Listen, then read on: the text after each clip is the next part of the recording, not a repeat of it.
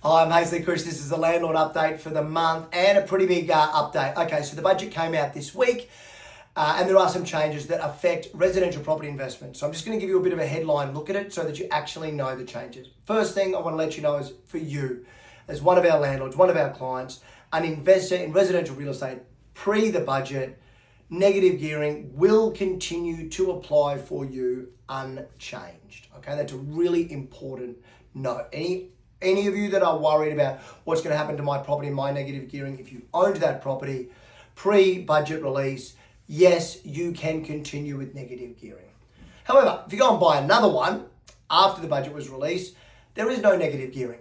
Okay, so from 1 July 2027, they're getting rid of negative gearing on all existing residential real estate. You will be able to have negative gearing if you go and buy a new property, and there's a few definitions around that. But if you go and buy a new one, you get your negative gearing, but existing will not have negative gearing after the budget was released, and then from 1 July 2027. So capital gains tax was the other headline that they brought up for residential real estate. Now, this is not just across residential real estate, this is across all investment asset classes. Previously, we had a 50% concession model, which meant the first 50% you made in profit, so in gain, you got to keep that. And then the other 50%, they taxed you at your marginal tax rate. What they're going to do is bring in an indexed model. So they're going to index how much your house has actually risen in value based on inflation.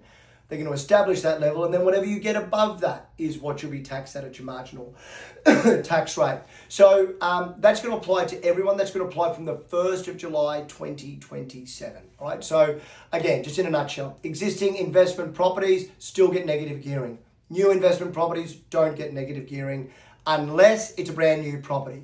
Capital gains tax changes for everybody. From the 1st of July 2027, it moves from the concession model to the index model. But here's the catch. It's actually the same or sometimes better for you on the new model, sometimes worse for you on the new model. That it's a pretty much a line ball. It depends on how much inflation there has been in the time of ownership. It's such a line ball, and they're so desperate to encourage people to buy new property. They're saying, you know what?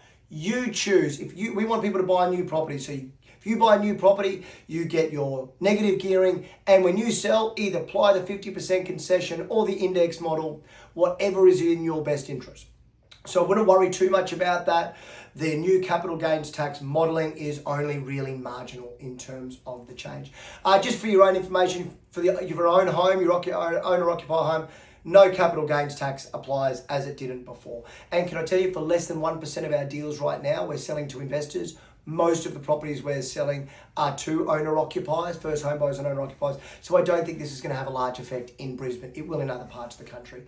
In terms of something fun, now that we've got through all of that, if you need more information on that, just email me. I've got a heap of information. I've stayed up doing all the data. On the 4th of June, we've got our movie night. Now, it's almost all sold out, so I hope you've got your tickets. If not, reach out to your property manager. It's The Devil Wears Prada 2. It's going to be a great night. Is it Miranda Priestley? Miranda Priestley. Come dressed as your best Miranda Priestley on the night at the New Farm Cinemas, and we'll see if we can do a best dressed, because it's going to be a fun night. It's a great movie. All right, thanks for tuning in, and I'll see you next month.